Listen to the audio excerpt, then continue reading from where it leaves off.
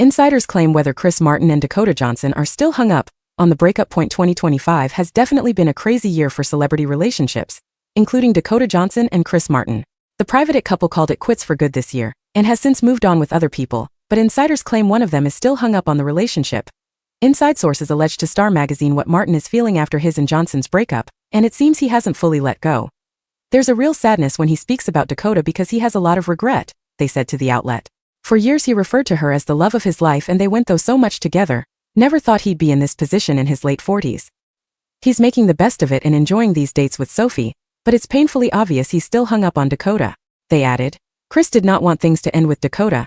He's tried several times to lure her back, but she's determined to break the yo-yo cycle that had gotten pretty toxic by the end.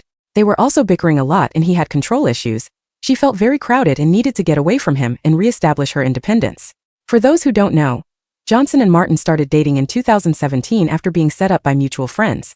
They didn't confirm their relationship until a year later, but a rumor emerged that they briefly broke up in the summer of 2019.